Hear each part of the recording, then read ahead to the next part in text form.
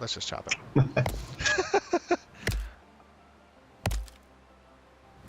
I love the new UI. Oh, I know. And the sound. Get ready. It's happening. Oh my gosh. Look at the dust kick up. Look at the canopy of the tree get impacted and when it falls. Wait. That's not all. As it dissolves, it comes back and it grows. And of course, we are speeding up this growth stage, right, Alex? Yeah, correct, yeah. So we're speeding this up now to give you guys an idea of how these assets regrow in the world. Without a doubt, one of the best things New World has going for it is its gathering system. The players all agree that the interaction with the world, the sound, the system of every tree being gatherable is a really good thing. Interestingly enough, Ashes of Creation has pivoted on their stance of not every tree, rock, and flower being harvestable, to now making it so that everything in Vera can be harvested. This is an interesting turn of events, but with the current gathering video they just did, I think they may have made the right move.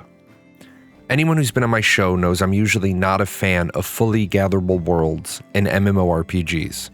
I think this system works fine in survival games like Rust, Ark, 7 Days to Die. But Steven did mention that the resources are going to be needed by nodes.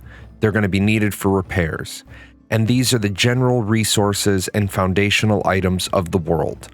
This sounds to me like Intrepid has the key factor of an appropriate number of material sinks squarely in mind. These sinks include construction and development of the nodes, and as we know, node sieges are going to occur, and these nodes are going to get knocked down, and other nodes are going to be built up.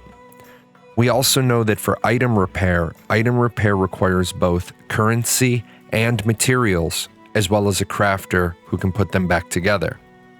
This is one of the number one things from Intrepid from this video. They want your feedback. Is this the right direction for the gathering system? Now, we did hear during the video that progression in your profession speeds up your ability to gather. Resource nodes need to get to a specific development before you can harvest them, but being higher level allows you to start harvesting them sooner and getting more yield when you do harvest. Now, people who have played ArcAge ask the question, what stops you from gathering all day? And the answer is nothing, not directly. There is no labor system. But you can actually overgather an area, and until those respawns happen, there will be nothing to gather. Plus, if you overgather an area, you affect the world through the land management system tied into the Veran World Manager. We'll talk more about that in a minute. Also remember, Intrepid Studios plans on having a robust season and biome system for their game. The seasons and biomes will affect what is available, where it's available, and when it's available. This means certain items are only going to be available in certain biomes, and you'll have to travel there if you want to gather it yourself, or you may have to wait for a specific season before that item is available. Now, interestingly enough, they showed us that rocks are actually loot pinatas. Rocks, unlike trees, need to be cracked open before you know what they are. There won't be a gold icon or a silver icon sitting on the surface so that you know that you're gathering a precious material. You'll have to crack open the rock, and once you do, you'll know what's in it. To save time, you can use the surveying system to find exactly what you're looking for. The surveying system allows you to both track down a specific resource and also see resources that won't be visible to the naked eye. This will also give you information about things like plants. What season do they spawn in? What seasons do they like to be watered in? What seasons don't they like to be watered in? And this sort of indicates to me there may be more than just basic farming on freeholds. This is going to be a very in-depth system. Low-level early gatherers will only be able to use one basic tool to survey a small area. But as the gatherer levels up, they'll be able to drop additional pylons to expand that survey area. And this all dials into that land management system, this ecosystem management tool. Resources are going to spawn at a set rate, except Players can both positively and negatively influence that rate. This is known as the ecosystem health. High traffic and high harvesting will actually reduce the respawn rate in an area. When it comes to something like your freehold, if you were to engage in proper crop rotation, then rotating your crops could increase the health of your land. Removing poachers can also be helpful. Additionally, some plants may be considered an invasive species, and this will be events that gatherers will have to do in order to remove this invasion and restore the ecosystem to proper health. Hunters are also going to be able to affect the ecosystem. It's actually possible to overhunt the predators. If you kill too many wolves, the rabbits may start to become problematic. If you hunt too many rabbits, then the wolves in your area may migrate somewhere that they can find prey. This is actually going to create a series of biome and ecological warfare scenarios.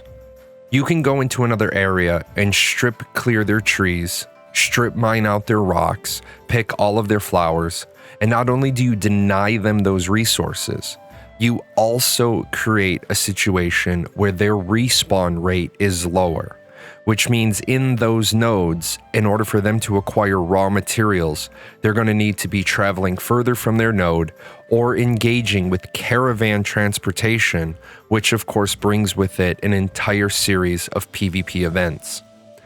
Intrepid talked about the potential for two-person gathering. This could actually be really fun. ArcAge started a series of family quests where you needed 2 or 3 family members to work together to accomplish a goal. While a lot of people accomplish this with alts, it probably is something that if Intrepid nails down, it could be a really fun additional thing for gatherers. Also, they're not excluding things like panning for gold in riverbeds. This is just another way to engage with the gatherers so that they can have more fun. With this ecological warfare option, I do think Intrepid needs to look at the artisan system. I think there shouldn't be any jack of all trades. I think once you commit to being a processor or a crafter, that's it. You shouldn't be able to do any gathering. The reason why is that you'll be able to take basic resources out of the world and out of the hands and wallets of gatherers. But since gatherers can't put crafting points into the most relevant skills, they probably won't be able to process or craft without mastery to make an equal amount of money. Maybe I'm wrong, and I'd love to hear your comments on this. Should you be blocked out from the other sides of the artisan system once you master something, or should everybody be able to be jack of all trades and put a few points everywhere they want? I do want to give a shout out to Rurikon. I did use his footage from his New World Gathering Guide, how to make your own gathering route. So I've put a link to his video in the upper right hand corner if you want to go ahead and give that one a quick look or give him a like, because I did use his footage. I didn't happen to have New World footage. And with that said, guys, I'm going to put this video into post. I will see you next time when it's time to talk about something gathering related with Ashes of Creation.